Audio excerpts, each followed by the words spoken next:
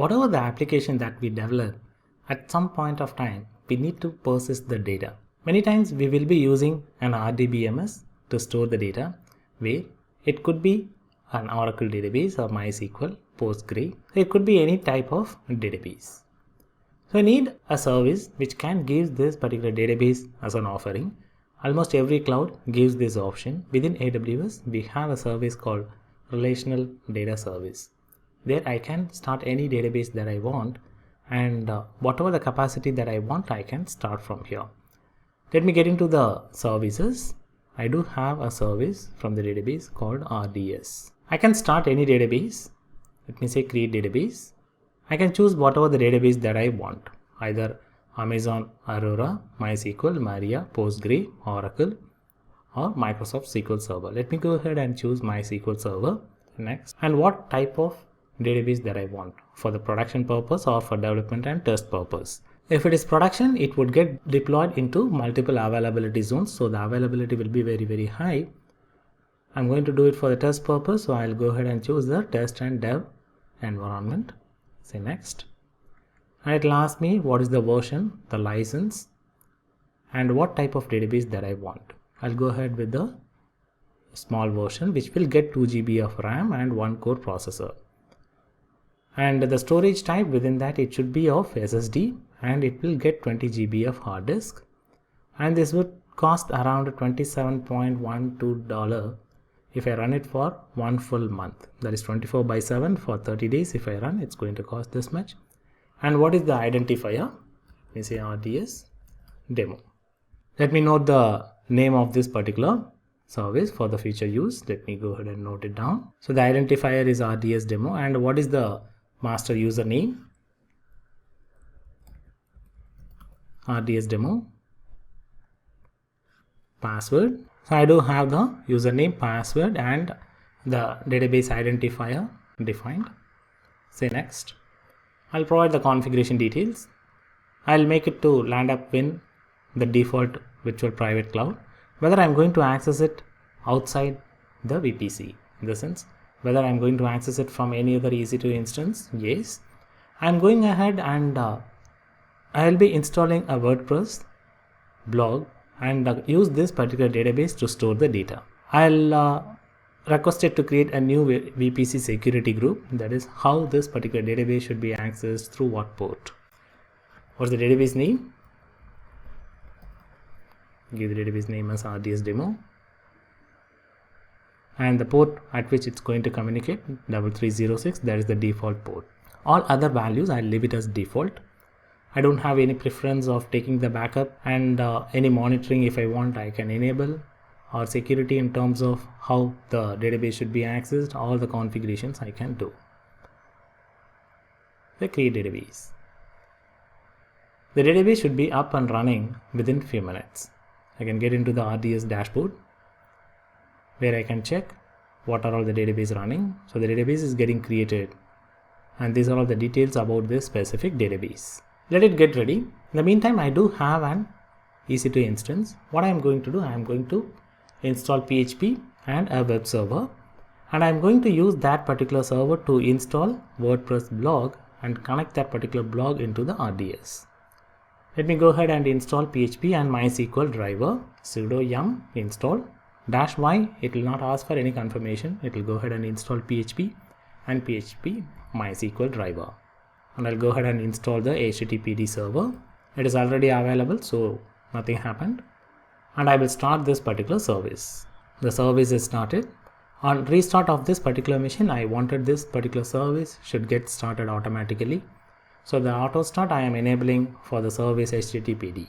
I can verify whether I am able to access this particular page by accessing the public DNS of this particular instance. Let me go ahead and access that instance. Public IP address. This is the public IP address. I do have the test page. That means the web server is running in good and healthy condition. Within this, let me go ahead and install the WordPress blog. I'm going to download the WordPress blog, wget, and the location where I'm going to download the latest version of WordPress blog. I'll be unzipping it. I do have the WordPress blog installable, or basically it's a gunzip file. I'm going to unzip it. tar-x ZF. So it got unzipped in a folder WordPress. And within the WordPress, I do have a configuration file, a sample configuration file. I would rename it as WP config. So I do have a sample configuration file. I'm going to replace it as wp-config.php. That's where I do have the configuration for the database. Where do I have the database server running? What is the user ID? What is the password? All I can configure over here. So I'm going to edit this particular file to edit the DB name, username, password, and the host name. Once the database gets started, I should be in a position to get the endpoint for this particular database, what it is. So I do have an endpoint. Endpoint is like a host name. I'll be using this particular endpoint to configure within the configuration page. So my database is getting ready. I'm going to configure the WordPress blog to use this specific database. I'll change the database name, username, password. So I have provided all the details. Then I need to provide the host name where the database is running. It's running in this specific endpoint that I can get from the configuration file that I have within the RDS. So the database is getting ready. I'm going to copy the entire content of WordPress blog into the HTTP, the web doc root. Let me go ahead and copy. I'm going to copy the entire WordPress folder into the HTML folder. So this is the web doc root of my HTTPD server. So the entire content got copied, and I do have the configuration file where I have mentioned the username, password, and the host name of the RDBMS.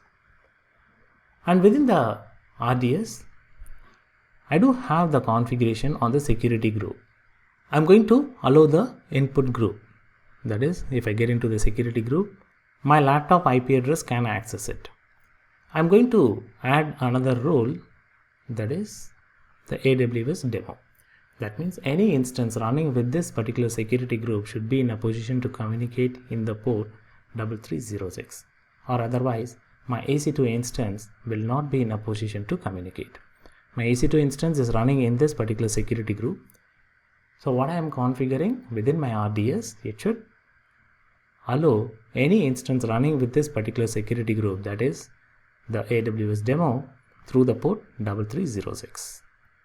My RDS is up and running, and my EC2 instance is also ready with the configuration files.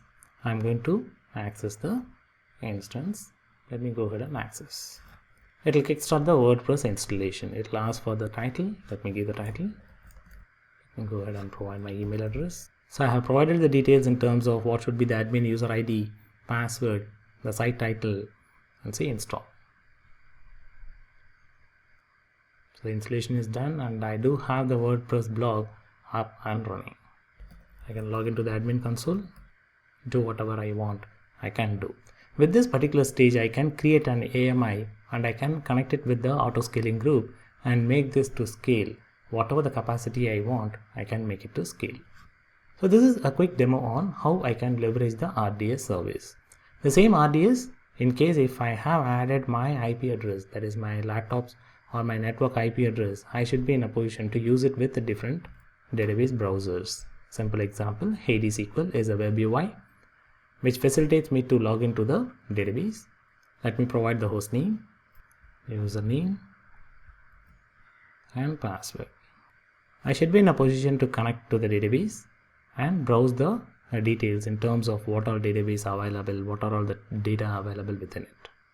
So I do have the database RDS demo, the one we used it with the blog that got created, and it has all the details within it.